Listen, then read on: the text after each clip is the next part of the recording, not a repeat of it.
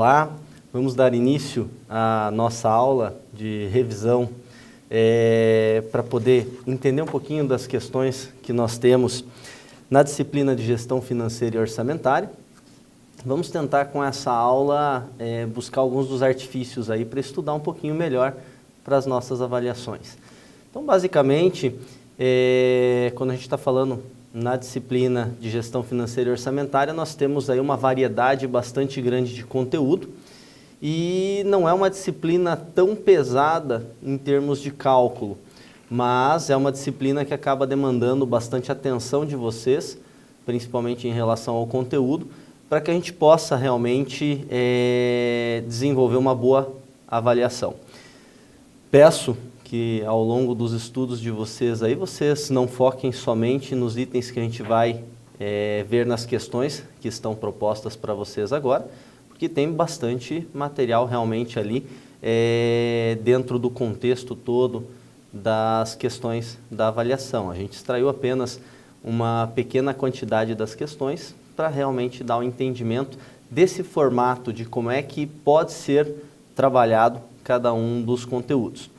Nós vamos ter algumas questões com a parte de cálculo, sim, alguns cálculos relativamente simples dentro do contexto da nossa disciplina, que nos fazem compreender um pouquinho melhor também aquilo que será analisado ao longo das demais questões. Então, vamos tentar esclarecer um pouquinho todo esse processo. A primeira questão que está sendo proposta para vocês, ela fala ali que para que uma empresa seja bem-sucedida e contemple todos os seus objetivos, tanto no seu processo de planejamento como na execução, será fundamental que se desenvolvam também controles confiáveis da movimentação de todos os recursos financeiros. E, sendo esses controles bem elaborados, podemos dizer que teremos uma boa gestão financeira no negócio. Então, começa se introduzindo um pouquinho essa ideia dos controles financeiros. E a pergunta, tendo como base o conteúdo apresentado no texto da disciplina, na ótica de resultados financeiros, como podemos avaliar o sucesso de uma empresa? Então, agora nós temos que focar realmente nessa parte da questão para poder identificar aí como é que nós vamos avaliar o sucesso de uma empresa nesse quesito todo. Aqui nós temos, dentro do contexto todo para explorar, a ideia de que precisamos saber controlar os gastos para verificar se a empresa está sendo lucrativa e se também ela está conseguindo rentabilizar a expectativa de retorno do capital do seu proprietário. Então, ou seja, o investidor ele está ali com uma expectativa de ganho e nós precisamos ver se essa expectativa realmente está sendo atendida. Esse ponto ele é fundamental na avaliação do sucesso financeiro do negócio, visto que a geração de lucro poderá ser comparada com os resultados de outras empresas de mercado, de atividades semelhantes, para verificar se a empresa está gerando um volume de lucro compatível com a atividade. Já na questão rentabilidade, se a empresa conseguirá, no médio e longo prazo, remunerar o capital que foi direcionado pelos investidores. Então, a gente volta sempre nesse contexto tentando entender o que é o sucesso da empresa. O sucesso da empresa realmente está atrelado a esse volume de lucro que ela está tendo em relação àquilo que estava sendo esperado, o que estava proposto pelo projeto também. Então, vocês têm que ter um cuidado na resposta desse tipo de questionamento para tentar abranger o máximo possível o conteúdo. E essa era uma questão que estava dentro do conteúdo da primeira aula da disciplina. Partindo para uma segunda questão, nesse mesmo contexto, nós temos que é elementar na gestão financeira a questão dos créditos e dos débitos, por se tratar do recurso financeiro e das suas respectivas movimentações. Então, nós sempre vamos falar dessas movimentações como entradas e saídas desses recursos. Então, esse é o contexto que nós temos para essa questão. E aí, a pergunta, tendo como base o conteúdo visto no texto da disciplina, para a elaboração e o acompanhamento de fluxo de caixa, né, deve ser utilizado o modelo de regime de caixa ou de regime de competência. Qual dos dois? Justifique a sua resposta. Para a resposta dessa questão, vocês devem primeiro buscar entender um pouquinho esses dois regimes. E aí, para isso, nós vamos voltar em alguns dos princípios da contabilidade, realmente, para falar desse contexto todo de entrada e saída, e entender que quando nós estamos falando do regime de caixa, nós estamos falando realmente desse contexto das disponibilidades, da movimentação real. Já o regime de competência, ele está falando no ato da transação, já fazer todo o processo de registro contábil dos elementos. Então, a resposta ideal dentro de um contexto para essa questão ficaria de que nós utilizamos sempre o regime de caixa, pois seu critério determina que apenas na realização do pagamento ou do recebimento é que deve-se efetuar o reconhecimento efetivo do registro, do débito ou do crédito, né? E que no regime de competência, que é um critério contábil, esse registro ocorre no momento da emissão do documento, o nosso chamado fato gerador, e aí não no momento do seu efetivo recebimento ou pagamento. Voltamos um pouquinho no contexto da disciplina para entender esse padrão de resposta que foi dado, porque basicamente nós estamos falando de condições bem diferentes dentro do contexto da empresa. A contabilidade, ela registra tudo no ato em que as coisas ocorreram, para que a gente possa formar todo o processo fiscal, todos os registros em relação também a essa movimentação da empresa e assim por diante. Já nas questões financeiras, nós acabamos trabalhando um pouco diferente esse processo, porque o fluxo de caixa mesmo, ele está demonstrando para a gente o que está acontecendo dessa movimentação toda financeira. Então são momentos diferentes, um em que de repente a venda está ocorrendo e é um momento contábil, e o outro onde isso está sendo pago efetivamente, que é onde ocorre a movimentação de caixa. Percebam que se de repente no momento contábil eu tenho uma realidade, mas na hora que eu vou executar isso aí, na questão de caixa, eu de repente não controlei da mesma forma a situação, me faltam recursos para o pagamento das obrigações. Então a gente tem que ter um cuidado bastante grande nesse contexto para interpretar essa diferença entre os dois regimes apresentados. Vamos agora para a nossa terceira questão, e aí o contexto dela inicia-se. O gestor financeiro, ele precisa desenvolver ferramentas para que ele possa efetuar o planejamento e o controle das suas decisões. As ferramentas financeiras, elas permitem que ele desenvolva uma espécie de painel de controle para a medição da performance financeira do negócio. O uso de ferramentas financeiras adequadas permite bons resultados para o negócio. E aí, a nossa pergunta: considerando o enunciado acima e o conteúdo base do texto da disciplina, descreva a relação que existe entre ferramenta do fluxo de caixa com a ferramenta orçamento. Então vejam, nós temos as duas ferramentas sendo apresentadas ao longo de todo o conteúdo da nossa disciplina, e agora a gente precisa comparar, a gente vai realmente ter que entender qual é essa relação que existe entre as duas ferramentas. Na explicação de resposta ideal, o orçamento ele é elaborado para avaliar a viabilidade como um todo do negócio, observando se é ou não lucrativo e rentável. O orçamento também é elaborado com antecedência para a definição dos rumos financeiros do negócio. O fluxo de caixa ele é utilizado posteriormente e tem a finalidade de controlar a movimentação do caixa, e o fluxo de caixa também tem a finalidade, portanto, de controlar os recebimentos e pagamentos do caixa. Utilizamos o fluxo de caixa para observar em que momento de um determinado período, esse período pode ser dia, semana, mês, trimestre e assim por diante.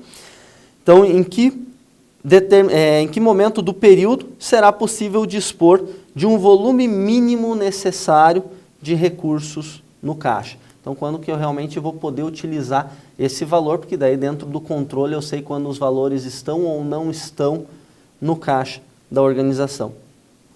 Aqui, de novo, é importante a gente separar, já que a gente está comparando as duas ferramentas, vamos realmente compreender que toda organização ela precisa fazer o seu orçamento, porque ela precisa ter planejado o uso dos seus recursos, também planejado as suas entradas financeiras. Então, nós temos uma ideia de quando as coisas podem acontecer.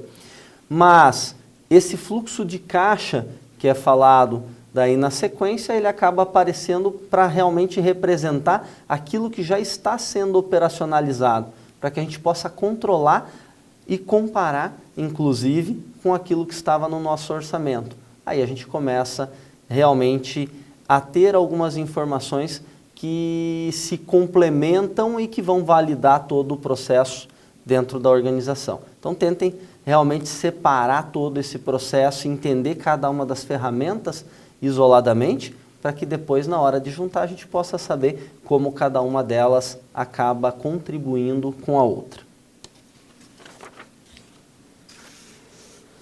Agora nós passamos para a nossa quarta questão, e aqui a gente já começa a falar um pouquinho mais em números. Aqui começam a entrar algumas das situações que, pelo que a gente sempre observa em sala de aula, acabam deixando vocês um pouquinho mais nervosos.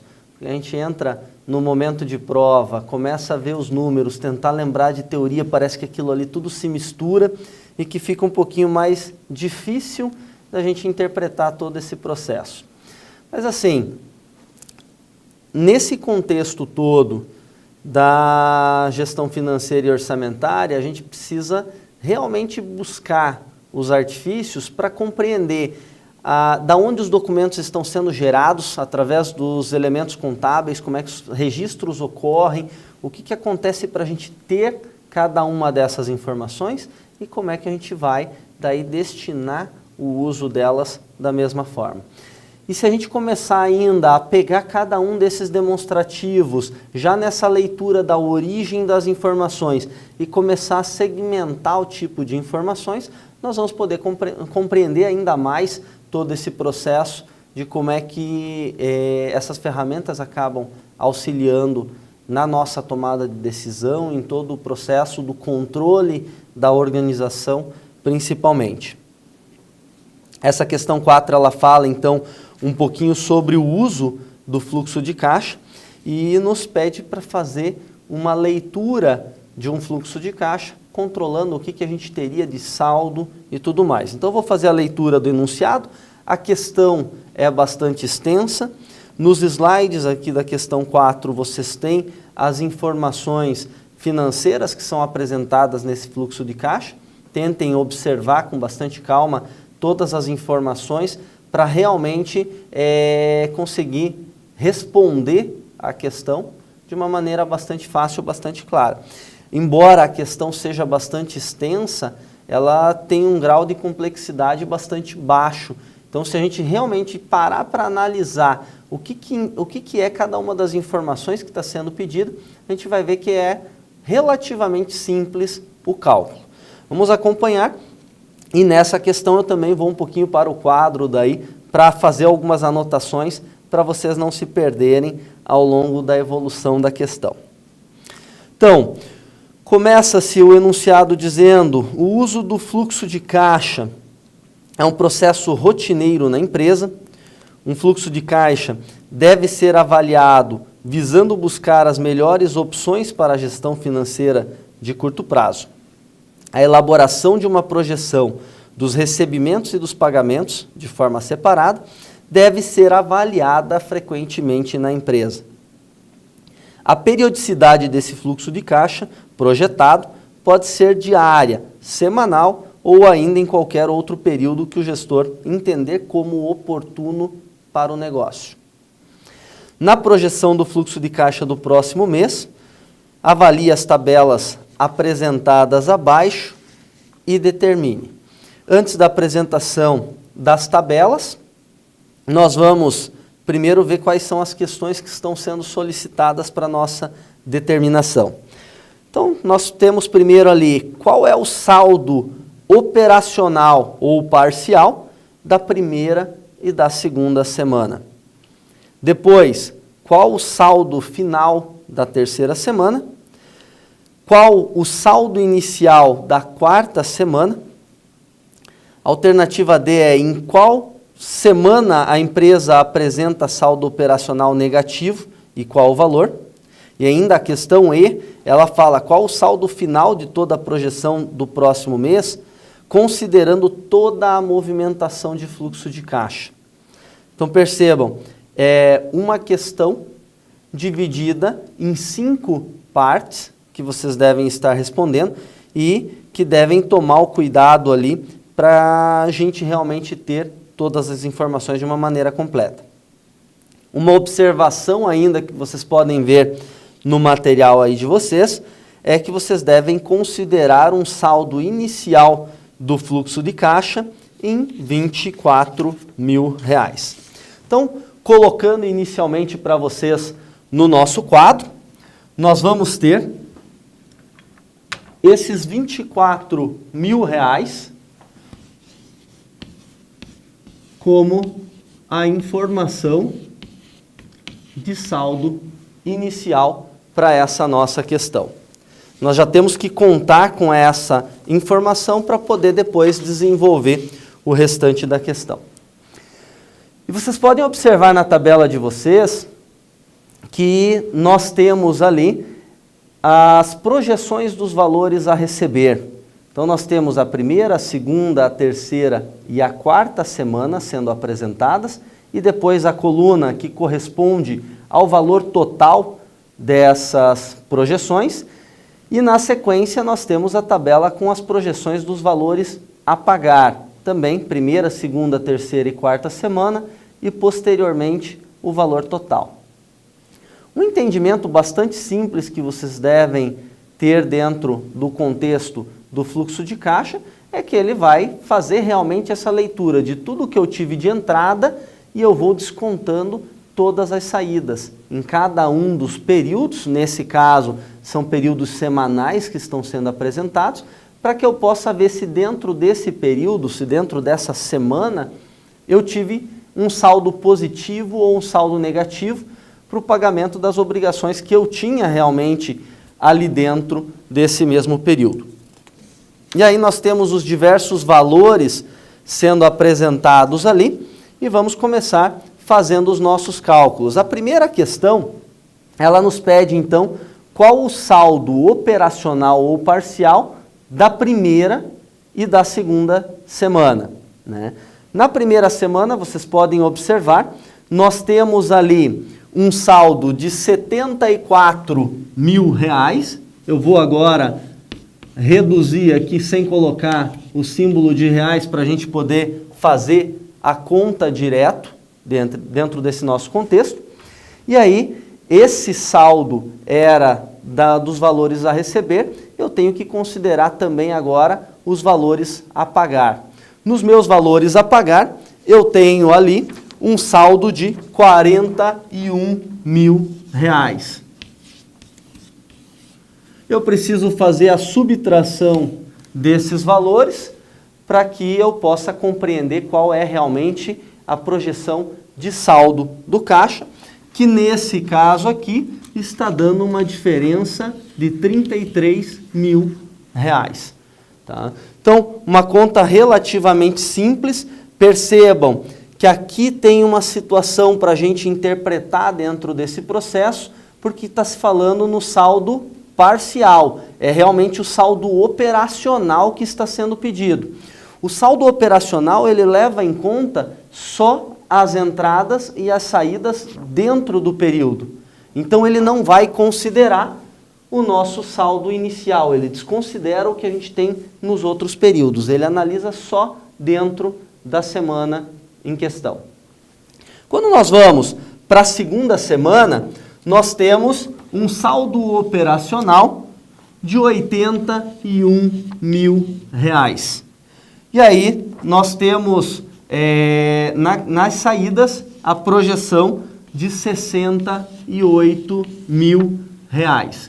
Novamente nós vamos fazer a subtração das entradas, nós vamos extrair no caso as saídas e vamos ter aqui um saldo de R$ 13.000.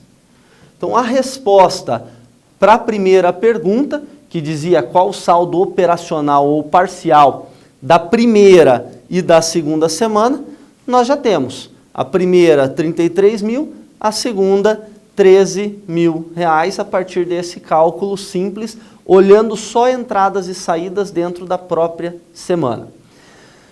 Na segunda, já está falando qual o saldo final da terceira semana.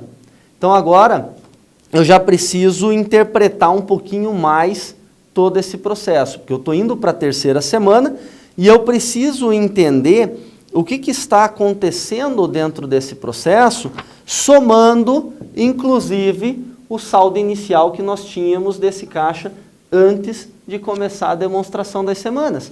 Porque agora nós estamos falando em saldo final. O saldo final ele leva em conta o saldo anterior, as entradas, reduzindo as saídas. Então eu pego o saldo anterior, somo todas as entradas no período, reduzo as saídas e aí eu chego até o meu saldo final. Essa é a lógica para o cálculo dessa etapa. Nesse caso, nós já sabemos que na primeira semana nós temos a entrada antes ali, o saldo inicial de 24.000. Nós tivemos o resultado da primeira semana em 33.000. Na segunda semana, nós tivemos o saldo em 13.000. E agora, nós precisamos calcular o saldo da terceira semana para poder fechar essa conta. Na terceira semana, nós temos das entradas o valor de 36.000.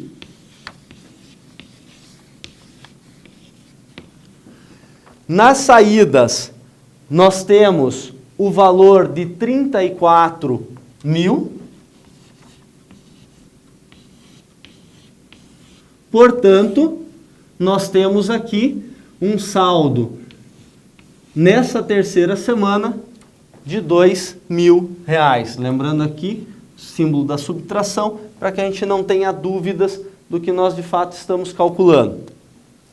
Para que a gente chegue na resposta dessa alternativa B, que fala do saldo na terceira semana, nós precisamos agora fazer todo o cálculo, somando esses saldos todos, para chegar no resultado. Eu vou dar sequência nesse nosso saldo inicial, para ficar fácil.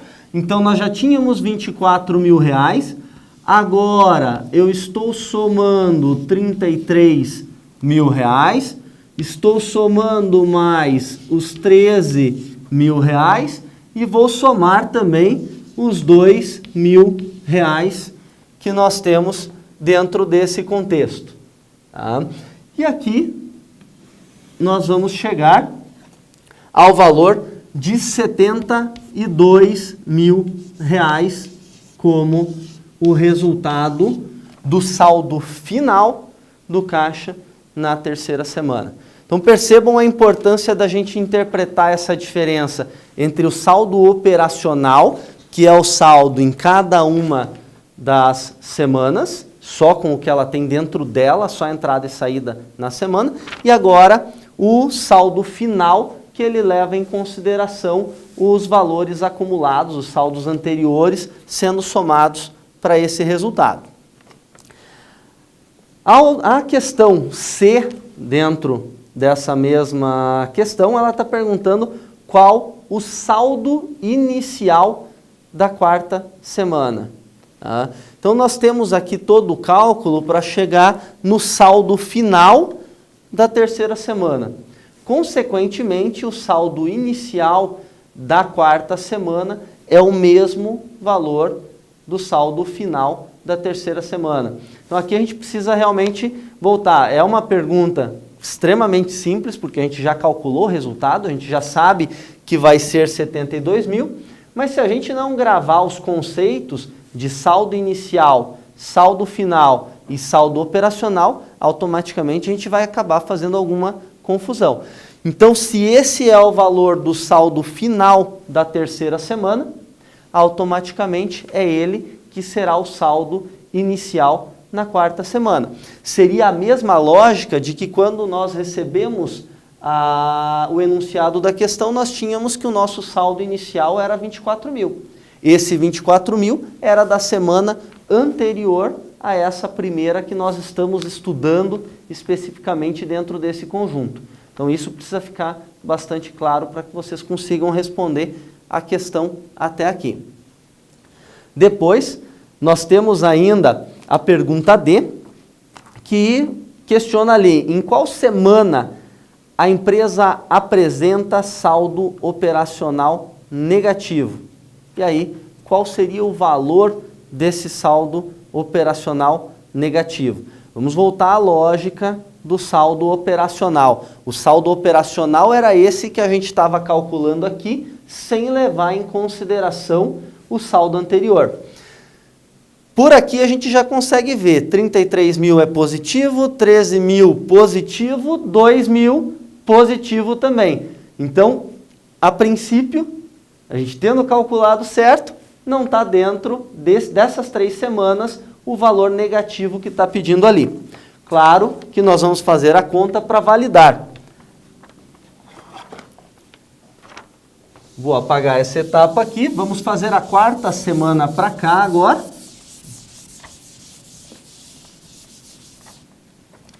A nossa quarta semana, ela tem como saldo 26 mil reais das entradas de valores, dos valores a receber. Dos valores a pagar, nós temos 44 mil reais. Então, vamos fazer da mesma forma que a gente fez todas as demais contas, nós vamos fazer a mesma condição só da subtração aqui. Vamos chegar a 18 mil reais negativos dentro desse mês, e aí nós já temos a resposta para essa questão D. Então, a pergunta dizia em qual semana está negativa, é na quarta semana, e pergunta também o valor, nós temos que colocar que são 18 mil reais negativos. Ainda, como uma ilustração, né, a gente vai continuar todo aquele processo que a gente tinha dentro desse conjunto para entender, porque agora nós estamos já aqui numa quarta semana, nós já tínhamos um saldo inicial para essa quarta semana, e a pergunta E, ela está perguntando ali, qual o saldo final de toda a projeção desse próximo mês, considerando a movimentação de fluxo de caixa. E aí eu preciso resgatar a informação que a gente já tinha. Eu tenho esses 18 mil reais, que nesse caso aqui são negativos nesse saldo agora, mas eu já tinha os 72 mil reais no meu saldo de caixa. Então agora, colocando essas duas condições, é que eu vou chegar ao meu saldo final, realmente, dentro do período das 4 semanas. Então eu vou pegar os 72 mil, vou descontar os 18 mil que eu tenho dentro desse contexto, vou chegar aqui a 54 mil reais. Então esse é o saldo final, essa é a resposta da questão E. Percebam, É uma questão que, ao mesmo tempo, ela é extensa, ela é bastante complexa, mas ela é relativamente simples, porque ela só está pedindo para vocês lembrarem essa ideia toda do saldo operacional, do saldo inicial e do saldo final. Lembrando esse argumento do saldo dentro do fluxo de caixa, isso aqui se torna automático para o cálculo. Então, assim, precisa praticar bastante, precisa ter uma atenção bastante grande, porque no primeiro momento, para nós, isso aqui não é realmente simples, ele é extenso e complexo. Na sequência, a gente percebe que a lógica está bem presente dentro do conjunto da questão.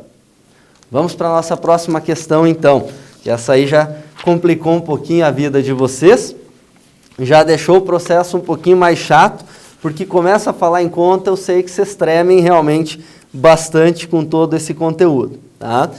Mas, ainda analisando todo o processo, basicamente o que a gente fala na gestão financeira e orçamentária são esses elementos que vão trazer informações para uma análise, para a gente poder comparar aquilo que estava dentro do orçamento da organização, ou seja, dentro da previsão, com o que a gente realmente está realizando. O fluxo de caixa, ele entra um pouquinho mais ainda dentro desse processo, porque esse fluxo de caixa, ele vai também permitir que a gente possa compreender se nós vamos ter dinheiro ou não, recursos ou não, no caso, para as obrigações que nós temos. E aí, com essa ideia toda de ter recursos ou não, é que a gente vai saber se a gente precisa ir atrás de capital de giro e assim por diante, que também está no material de vocês. A nossa quinta questão fala que o preço é uma etapa fundamental da gestão financeira. Por meio do preço, a empresa irá gerar faturamento para o caixa do negócio, com a comercialização dos seus produtos e ou serviços. Diante de todas as variáveis que compõem a formação de preços, o gestor financeiro ele precisa perceber que o custo é a variável que ele possui, né, com o maior poder de gestão.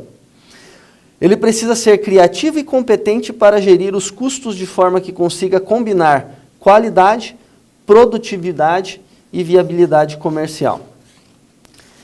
Quem determina o preço não é mais o empresário e sim o próprio mercado. Tendo como base o conteúdo presente no texto da disciplina, discorra sobre essa afirmação, explicando essa mudança no processo de formação de preços no Brasil. Contextualize sua resposta, utilizando inclusive o quadro que é apresentado abaixo na questão. Esse quadro, ele está trazendo para vocês, como vocês podem ver aí no material, 3 momentos: um período inflacionário, um período intermediário e um período de estabilização econômica. Há algumas diferenças entre a mensuração realmente do preço em cada um desses 3 cenários. Então, no período inflacionário, nós temos que os custos mais despesas, mais os impostos e mais o lucro vão ser iguais ao preço. Já no período intermediário muda um pouquinho, porque o preço, menos os custos, menos as despesas e menos os impostos, é que vão dar a ideia de lucro. E no período de estabilização econômica, nós temos que o preço menos os impostos, menos o lucro, é igual aos custos, mais as despesas. E aí a gente vai, dentro de todo esse conjunto que vocês viram ao longo da disciplina, a gente pode perceber que existe sim uma diferença bastante grande na gestão em cada um desses 3 modelos. Porque em alguns momentos o controle dos custos ele tem que ser maior, em outros não, eu posso ter uma flexibilidade um pouco maior. E aí, nessa questão mesmo do período de estabilização econômica, a gente acaba tendo aquela ideia em que eu preciso produzir mais, eu preciso ter uma forma melhor de diluir os meus custos fixos e as minhas despesas, principalmente. Por isso que a gente começa a olhar de uma forma diferente cada um desses elementos. E aí o que se espera dentro desse contexto na resposta de vocês é que dentro do primeiro período apresentado no quadro, era o gestor que determinava o preço, devido principalmente ao grande volume de inflação que existia na época. Então, como as coisas vão mudar bastante, o gestor define o preço que vai ser praticado. A mudança que ocorreu a partir do segundo período é que, enquanto no modelo anterior que o preço era calculado pelo gestor, onde era possível colocar a margem que queria, a partir desse período o preço passou a ficar em uma condição mais estável e sem grandes variações, devido à redução de inflação. Ou seja, ele acaba sendo formado pelo mercado. Já no período de estabilização, o preço continua sendo determinado pelo mercado e o gestor, após definir as suas margens, necessita também ser muito eficiente na gestão de custos. E diante disso, pode ser afirmado que no período de estabilização, o gestor não faz mais a formação dos preços, e sim dos custos. Ou seja, o gestor ele precisa de fato entender o que o mercado está exigindo, como é que o mercado está trabalhando, e aí ele vai ter que gerenciar os seus custos para que os seus custos permitam a maior margem possível de lucro. A resposta para esse tipo de questão gira em torno desses comentários. A nossa sexta questão traz que os custos são distribuídos conforme a sua natureza, padronização de contas, função, que é a identificação do custo para determinada atividade, e contabilização também, que é a parte patrimonial ou de resultados. Ainda trata a apuração, que são os diretos ou indiretos, e a sua formação entre fixos e variáveis. E aí, sabendo dessa situação toda da distribuição dos custos, pede que, tendo como base o conteúdo visto no texto da disciplina, vocês discorram sobre a diferença entre custos fixos e os custos variáveis. Padrão da resposta: os custos fixos eles possuem relação com a estrutura da empresa e existem independentes do aumento ou da diminuição do volume elaborado de produtos e serviços. Já os custos variáveis, eles possuem relação com a produção da empresa e referem-se aos gastos que ocorrem de acordo com a quantidade produzida em um período de tempo. Quanto maior o volume de produção, maior será o custo variável. Eu vou de novo ao quadro agora, para a gente poder tentar visualizar um pouquinho no gráfico como é que realmente funciona essa situação toda dos custos fixos e dos custos variáveis. Porque, basicamente, quando a gente começa a tratar toda a mensuração de custos, nós temos que entender o que está acontecendo nesse processo para poder fazer a distribuição correta de todos os elementos. Quando a gente traz o plano cartesiano para essa visualização toda dos custos, nós temos que perceber que nós temos uma relação da quantidade com os valores dos custos em si dentro desse conjunto. Os nossos custos fixos, eles estão vindo, eu vou inclusive inverter para ficar um pouquinho mais fácil a informação dentro da nossa leitura. Nós vamos trabalhar a quantidade e valores dentro desse processo. Nós estamos aumentando toda a nossa quantidade de produtos e eu tenho uma relação de que o meu custo ele acaba continuando o mesmo ao longo desse processo. Então aqui eu tenho uma identificação dos meus custos fixos. Eu estou produzindo mais ou estou produzindo menos, eu continuo com os custos dentro de um mesmo patamar. Quando eu começo a olhar os custos variáveis, a ideia deles é que conforme eu vou produzindo mais, eu vou tendo uma ampliação dentro desses custos. Então isso aqui tem que ficar bem claro para todo mundo, para a gente poder entender essa correlação da resposta. Basicamente, o que está acontecendo dentro desse conjunto? Alguns elementos, eles são custos que vão estar dentro desse parâmetro, que eles vão ocorrer eu produzindo ou não. Então, se eu pego, por exemplo, o aluguel do espaço onde uma indústria está instalada, é um custo produtivo que está ali dentro desse contexto, que a empresa produzindo uma unidade ou produzindo 10 mil unidades, ela vai pagar o mesmo valor de aluguel. Portanto, é um custo fixo. Ele vai ser diluído quanto maior a produção da empresa. Já o custo variável, ele entra nessa ideia de curva, porque ele vai estar atrelado, por exemplo, às peças que são usadas na produção de um determinado produto. Então, se eu vou fazer uma única unidade desse produto, eu vou usar uma peça. Se eu vou produzir 10 mil unidades, eu vou usar 10 mil peças. Então, ele vai crescendo proporcional a toda essa demanda do processo produtivo. Isso aqui tem que ficar bem claro realmente para todo mundo. Os custos totais, eles são a soma de custo fixo e variável. Lembrando também que dentro dos conceitos de gastos, a gente vai ter que já separar toda a ideia de custo e despesa para poder chegar aqui nessa leitura dos custos de fato, que os custos eles são somente os valores que estão atrelados ao processo de produção da empresa.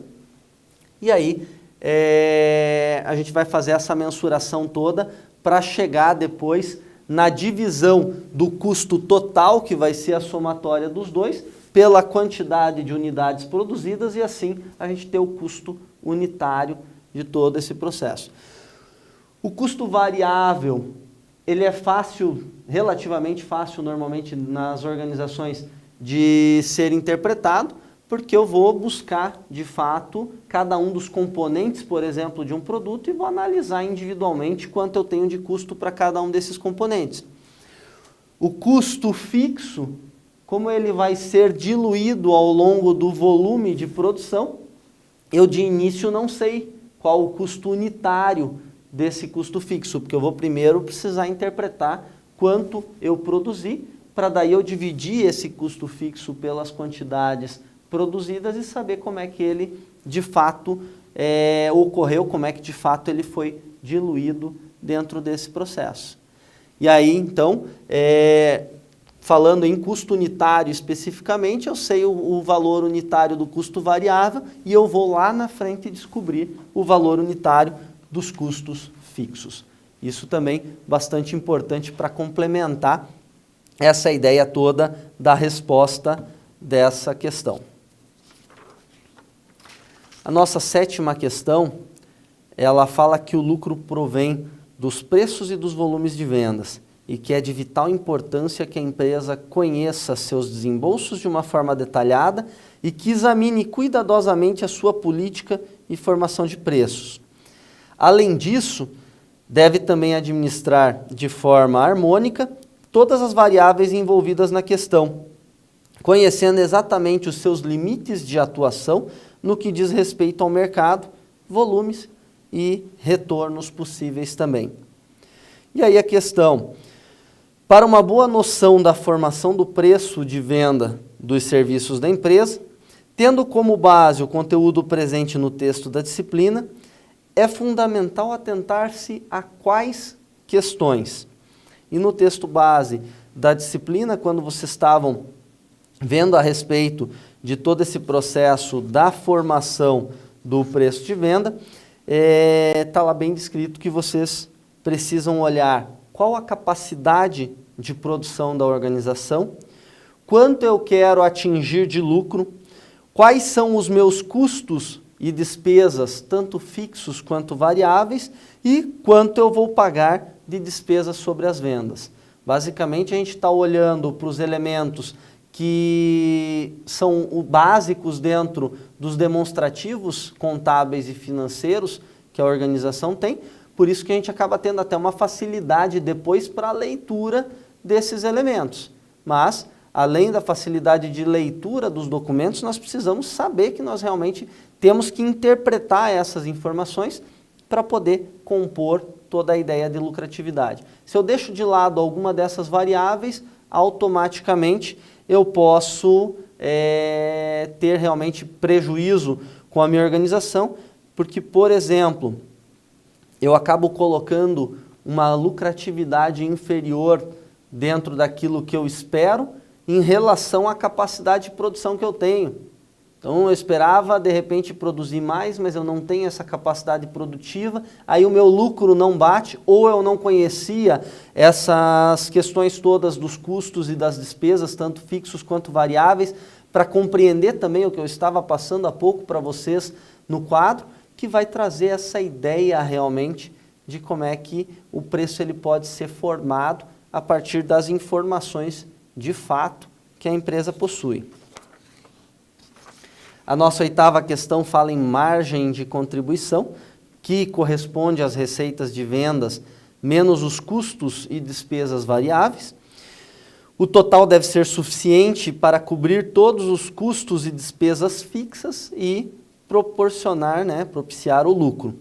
A margem de contribuição também é descrita como o excedente entre o preço e os custos e despesas diretos. Para ilustrar a margem de contribuição, em um primeiro momento é necessário ter o preço de venda ou o faturamento. Em seguida, identificar todos os custos que existem para obter a receita, que são os custos e despesas variáveis diretos. Tendo como base o conteúdo visto no texto da disciplina, apresente as 2 respostas sobre o tema margem de contribuição.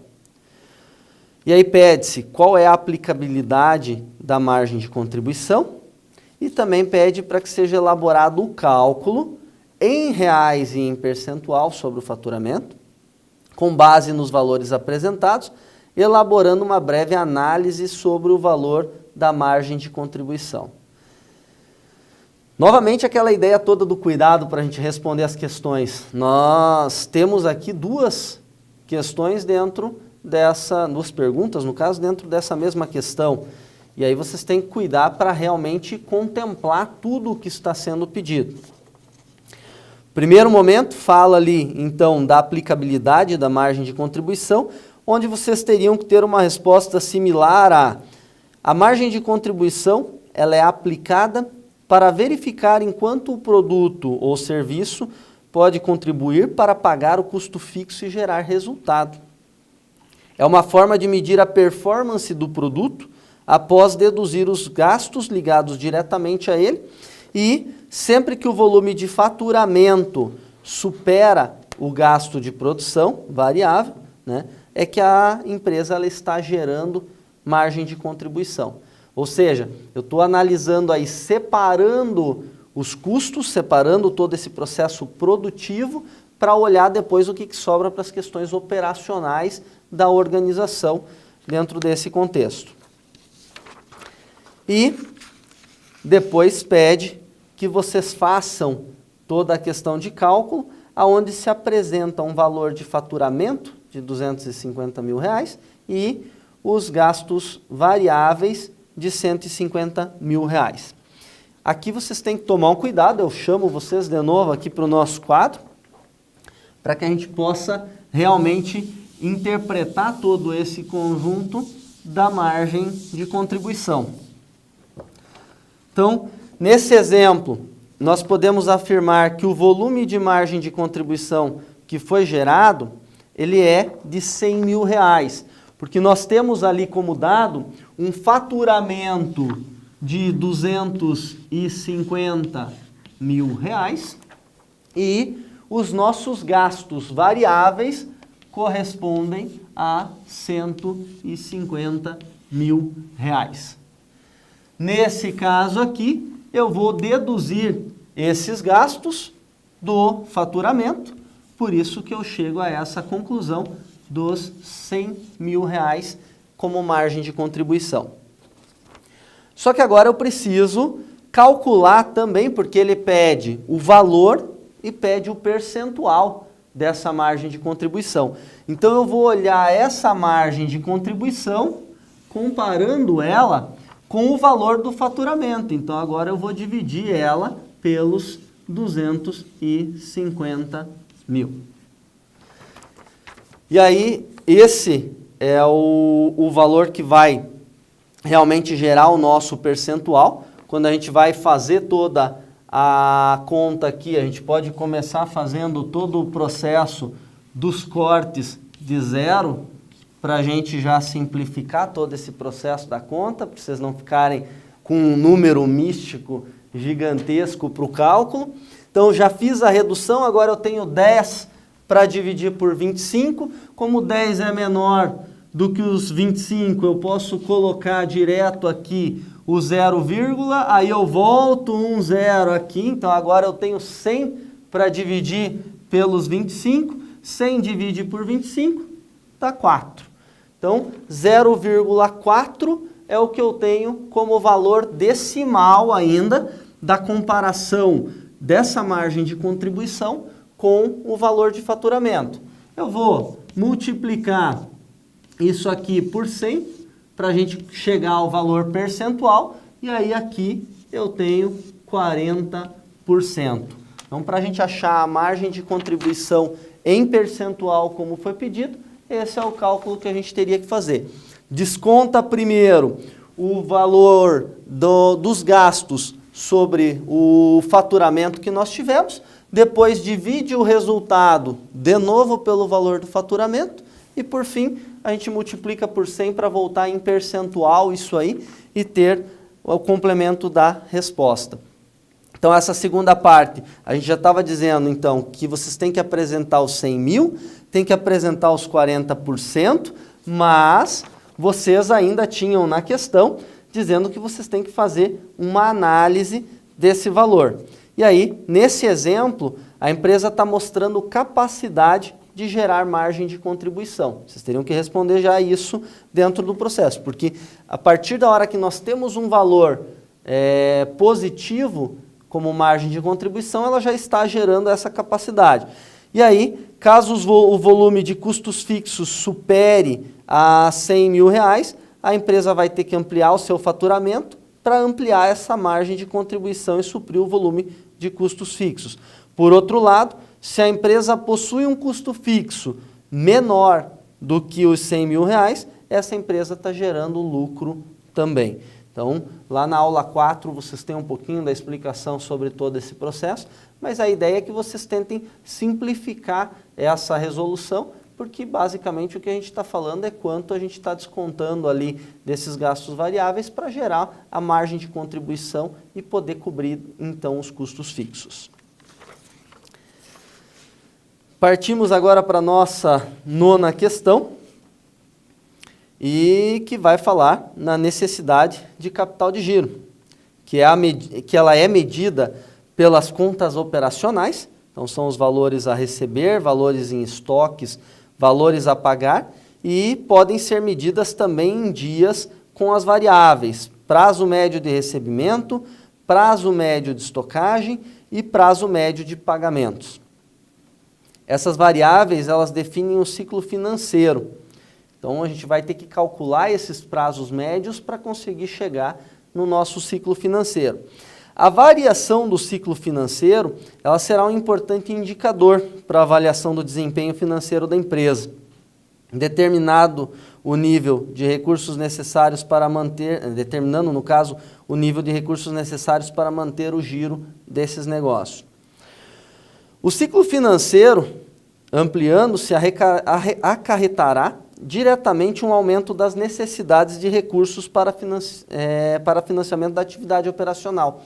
Ou seja, eu estou olhando esse ciclo financeiro para compreender como é que ocorre todo o giro do dinheiro dentro da organização, em que prazo ele de fato ocorre, para que eu possa daí calcular a minha necessidade de capital de giro. Uma das formas de efetuar esse cálculo, conforme o autor Santi Filho, é com base em dias médios de vendas. E nesse critério, o valor da conta operacional, né, que são os valores a receber, estoques ou valores a pagar, ele é multiplicado pelos dias acumulados do período e em seguida dividido pelo total de vendas acumuladas no mesmo período. Percebam que aqui já tem uma informação gigantesca no próprio enunciado da questão do que vocês precisam fazer para o cálculo de todo esse processo. Com base nos conceitos de necessidade de capital de giro em dias, calcule os prazos médios e o ciclo financeiro da estrutura de capital descrita no quadro abaixo. E aí, apresenta para vocês que estão demonstrados e calculados os valores do capital de giro e necessidade de capital de giro, bem como a confirmação da diferença entre um e outro, que é R$40 mil. E que deve ser sempre igual à diferença entre a disponibilidade e os empréstimos bancários, que daí R$40 mil também. Considere o período acumulado de 360 dias, visto que refere-se à avaliação do ciclo financeiro anual. E aí a gente precisa compreender essa ideia sempre dos 360 dias, porque basicamente o que a gente está trazendo sempre é aquele contexto de que eu tenho 30 dias médios em cada mês quando a gente está falando nas questões financeiras, porque a gente não tem como, de repente, calcular exato todo o processo, isso vindo das situações anteriores até aos sistemas mais avançados que nós temos hoje na área de TI, mas, por padrão, adotou-se essa ideia do ano comercial daí com 360, que seria 30 vezes 12. Levem em consideração esse item. A tabela de vocês, ela apresenta ali, então, os prazos médios e ciclo financeiro. Já está trazendo os diversos valores que nós temos dentro desse conjunto. Eu peço que vocês observem todos os elementos ali. Fala-se em disponibilidade, valores a receber, valores em estoque, os empréstimos bancários, os outros valores a pagar. Daí geram-se os totais e os demais valores, todos que vocês precisam para esse cálculo. Nesse contexto, para a gente começar toda a resolução, a gente vai precisar voltar com todas as informações para fazer esses cálculos. Então, vamos ao nosso quadro. E aqui nós conseguimos observar um pouquinho de que basicamente a gente vai trazer todos esses elementos para dentro de um conjunto único na resolução. Primeiro a gente vai ter prazo médio de recebimentos. Esse prazo médio de recebimentos, ele vai ser equivalente aos valores que nós temos a receber, multiplicando pelos dias do período. Então aqui, valores a receber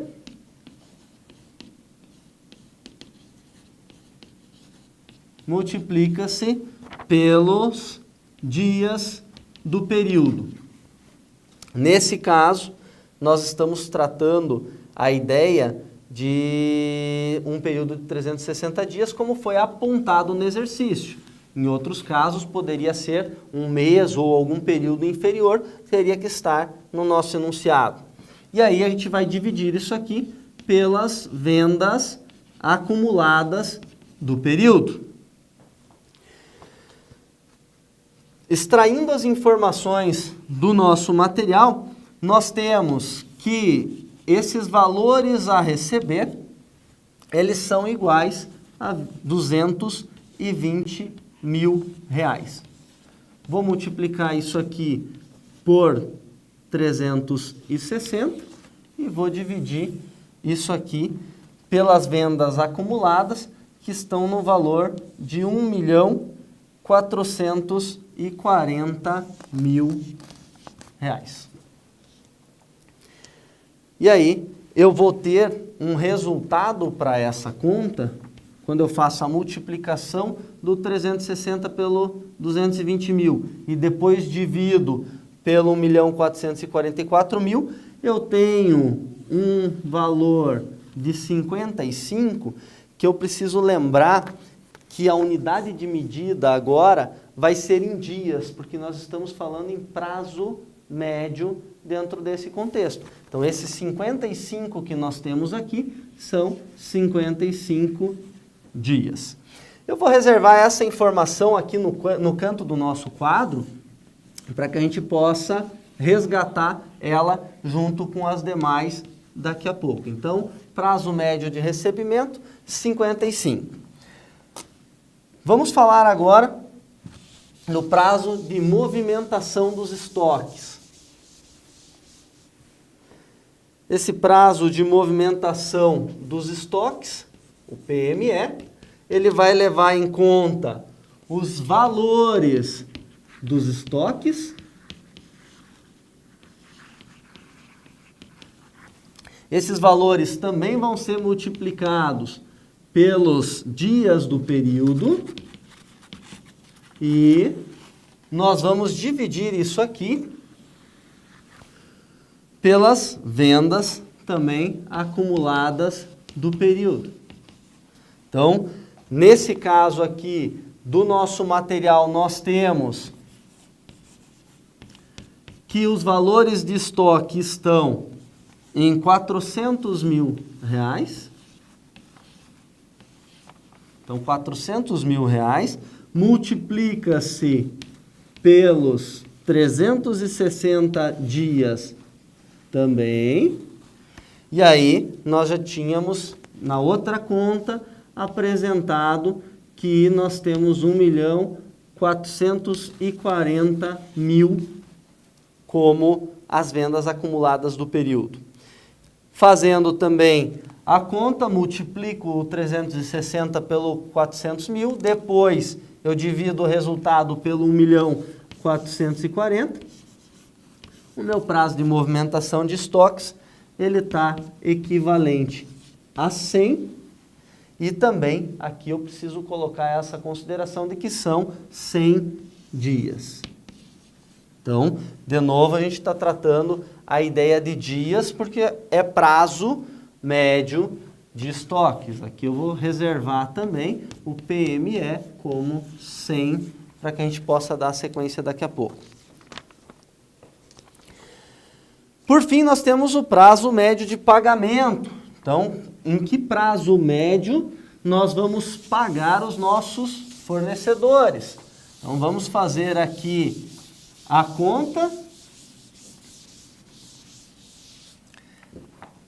aonde o prazo médio de pagamento ele vai ser igual aos valores a pagar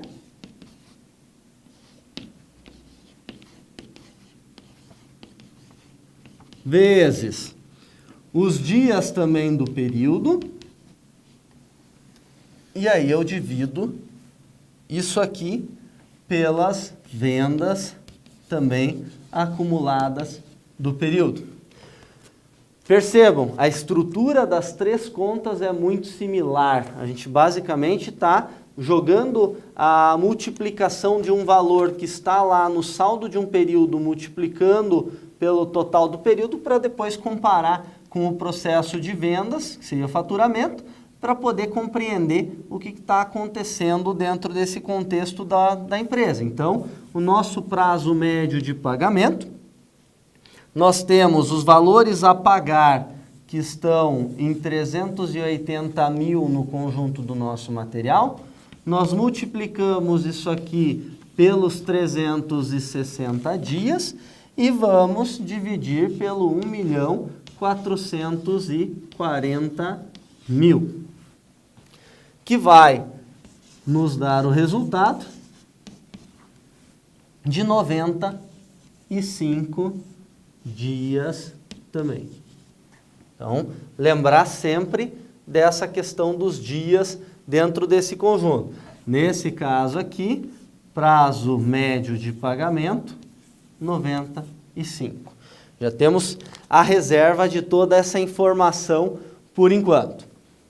Para a gente poder dar a sequência em todo o processo, agora a gente vai continuar fazendo todo o processo do cálculo para chegar no nosso ciclo financeiro.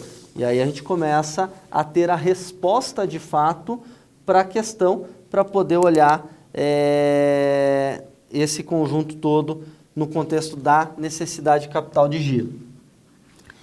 Eu vou apagar essa conta anterior aqui agora.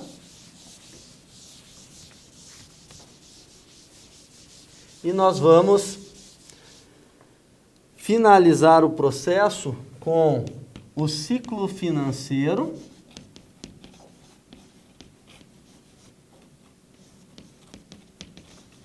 Esse ciclo financeiro, vou abreviar ele para CF, ele vai ser igual ao prazo médio de recebimento mais o prazo médio de estoques menos o prazo médio de pagamentos. E aí, esse ciclo financeiro, ele é equivalente, vamos resgatar as nossas informações, aos 55 dias mais os 100 dias menos os 95, que vai trazer para a gente um resultado de 60 dias como ciclo financeiro. Agora, calcular isso até pareceu fácil, lembrando a fórmula, lembrando todo esse processo, tendo essa informação. Mas, de fato, como é que a gente interpreta todo esse processo para que realmente tenha validade esse conteúdo para vocês? O que a gente precisa entender é o seguinte: a partir da hora que eu estou, de fato, analisando todo esse processo, eu estou entendendo assim, eu levo um tempo até eu receber aquilo que eu vendi para os meus clientes. Ao mesmo tempo, eu acabo tendo também um prazo para conseguir vender os meus produtos. Então, por que aqui a gente está somando prazo médio de recebimento com prazo médio da renovação dos estoques? Tá? Porque a partir do momento que a gente analisa esse prazo dos estoques, está dizendo assim, que da entrada do produto na minha empresa até eu conseguir vender esse produto, em média, eu estou levando 100 dias. Então, dessa entrada até a venda, 100 dias. A partir da venda até eu receber do meu cliente, eu tenho um prazo médio de 55 dias. Ou seja, o prazo médio que eu coloco nas vendas a prazo para os meus clientes, 55 dias. Então, vejam só, eu somo os dois porque a forma de interpretação dentro da organização é de que eu fico, em média, 100 dias com o produto parado, aí eu entrego para o cliente e eu levei mais 55 dias para receber. Então, basicamente, eu estou com 155 dias entre eu receber esse produto na minha empresa, dar entrada nele como estoque, até eu receber pela venda dele. E aí, depois eu vou comparar isso aqui, por isso eu subtraio, com o prazo médio de pagamento, ou seja, eu também estou comprando essa mercadoria para pagar a prazo. Dessa entrada que eu estava falando na questão do estoque, até eu pagar os meus fornecedores, eu estou levando em média 95 dias. Então, se eu pago em 95 dias, mas eu estou trabalhando com um processo onde eu recebo 155 dias depois que eu efetuei a compra dessas mercadorias, aí por isso eu faço a subtração e entendo o ciclo financeiro que me diz que, em média, eu pago 60 dias antes de receber pelo produto. É essa conta que a gente está fazendo dentro desse contexto. Então, se eu pago 60 dias antes de receber por esse mesmo produto, eu preciso de capital de giro para financiar esse processo durante esses 60 dias.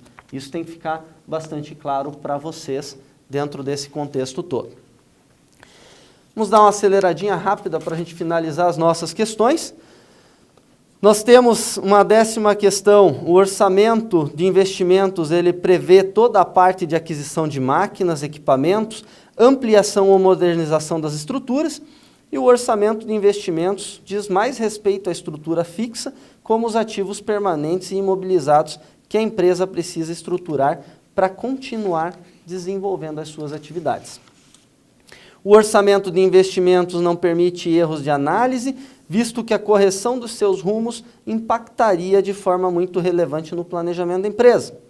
A partir do momento que uma empresa decide desenvolver um investimento, dificilmente ela volta atrás, ou seja, a possibilidade de erro é praticamente nula. Com base nesse parágrafo acima e o texto da disciplina, quais são os fatores que devem ser levados em conta para que seja feita uma avaliação com base na expectativa de geração de fluxo de caixa de projeto no futuro? E aqui, o que a gente está esperando de resposta de vocês é que os investimentos eles precisam ser muito bem planejados. Geralmente, esse tipo de orçamento leva um bom período de análises e avaliações para a escolha dos melhores projetos. Os fatores que devem ser levados em conta na avaliação são os indicadores como a taxa mínima de atratividade, a TMA, que vocês estudaram, o custo de oportunidade, os riscos do negócio e a capacidade de liquidez.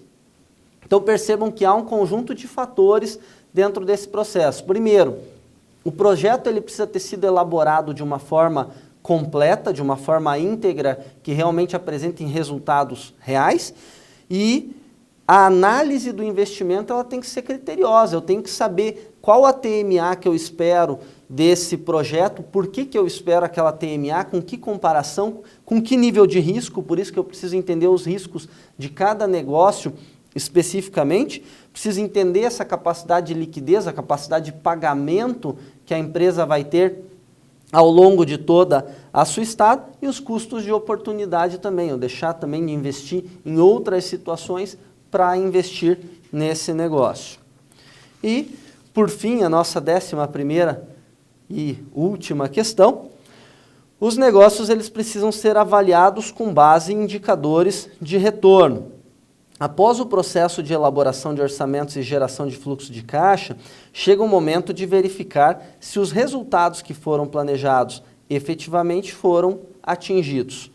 Nesse momento, o gestor faz um comparativo entre o projetado e o realizado. Entre os diversos indicadores, encontram-se as avaliações de margens através da DRE gerada pelo negócio. A DRE ela é uma demonstração contábil dos resultados que a empresa atingiu. Ela está estruturada de forma afunilada, ou seja, tem o seu início o maior valor atingido, ou seja, o faturamento, e no restante da estrutura ela vai demonstrando todos os gastos e desembolsos, conforme os critérios contábeis. E aí são realizados, e daí a gente vai chegar até todo o processo da margem líquida de lucro. Define-se a lucratividade dividindo a margem líquida pelo faturamento ou as receitas. E no quadro que é apresentado para vocês, são destacados os últimos 3 anos da DRE de uma empresa. Os cálculos de lucratividade em reais e em percentuais já estão prontos nesse quadro e você deve comentar se a empresa vem ampliando ou reduzindo proporcionalmente os seus resultados. Um macete bem interessante sobre a DRE é que realmente ela vem fazendo toda essa questão de, basicamente são descontos, em alguns momentos esses descontos eles podem ser revertidos em entradas, dependendo de alguns critérios, mas teoricamente a gente traz o nosso faturamento principal e vem deduzindo as informações até chegar no nosso resultado final de lucro. E aí a gente faz sempre a comparação de cada um desses resultados com o valor do faturamento para entender os percentuais e poder fazer a leitura das margens. Nós temos que ver que a gente tem ali margem bruta, margem operacional e a margem líquida. E a DRE ela vem montada sempre nessa mesma estrutura, porque o que a gente basicamente tem dentro do conjunto é o faturamento descontam-se os custos de produção. Depois, a gente vai, e com esse desconto a gente já consegue enxergar qual que é a margem bruta. Então, o resultado bruto nos traz a margem bruta, quando a gente desconta a ideia de produção. E eu comparo já aí se a empresa operacionalmente ela tem capacidade para gerar a margem de contribuição que a gente vinha falando daí também. Depois eu vou analisar a margem operacional. E essa margem operacional ela traz ali as despesas da organização, então as despesas operacionais, que demonstram se a empresa também teve capacidade de arcar com essas suas operações ao longo do processo. Por fim, a gente vai ter ali imposto sobre o lucro, outras situações não operacionais. Então, por exemplo, a empresa pode no final ter vendido um imóvel, pode ter vendido algum outro tipo de bem que aumentou a sua margem líquida, e aí eu consigo já, por ter essas divisões entre margem bruta, operacional e líquida, eu posso compreender se houve alguma distorção de resultado ou não no demonstrativo. E aí eu chego até essa informação final para saber se foi positivo ou não o resultado da organização. Não basta o resultado ser positivo, a gente vai ter que depois acompanhar se esse positivo é algo realmente interessante dentro da questão do retorno sobre o investimento. Porém, o primeiro princípio é que ele precisa já estar positivo. Não basta só isso, mas ele precisa estar. E aí, dentro desse conjunto, o que vocês devem trazer na essência da resposta é que apesar no aumento nominal no lucro da empresa ao longo dos 3 anos, a proporcionalidade do lucro vem reduzindo. Então, no primeiro período, o volume de lucro foi de 100 mil, o qual representava 10% sobre o volume de receitas. No segundo período, a margem do lucro aumentou nominalmente para 110, porém, reduziu a proporcionalidade para 9,17%. No terceiro período, o valor nominal atingiu 117 mil, mas o resultado proporcional foi de apenas 8,14. E, diante da evolução dos percentuais, pode ser afirmado que a empresa vem perdendo a sua margem de lucratividade. E a DRE evidencia isso. Então, nesse contexto da resposta, o que eu gostaria que vocês observassem de verdade sobre a DRE é que a gente volta sempre no assunto de comparar coisas comparáveis. Se eu simplesmente estou olhando valores, eu interpretaria que a margem líquida saindo de 100 mil, passando para 110 mil e depois para 117 mil, está trazendo uma melhoria da organização. Só que o resultado líquido, ele não é a coisa mais comparável. O que a gente precisa comparar de fato é se esse resultado, comparando-se ao faturamento, ele de fato representa uma evolução positiva dentro de todo esse processo. E aí o que se evidencia nesse material é que não, porque vem caindo os percentuais. Então, busquem toda essa análise também no contexto dessa questão.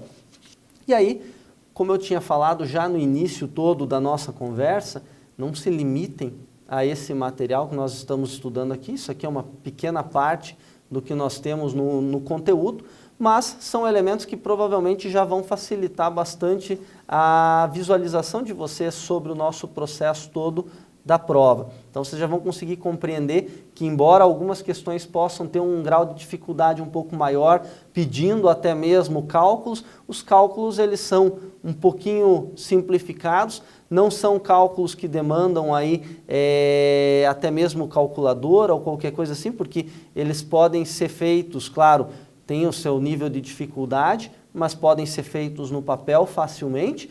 São apenas contas de multiplicação, divisão e subtração e soma dentro desse conjunto e que vão, de alguma forma, permitir vocês também analisarem as respostas de outras questões dentro desse mesmo contexto.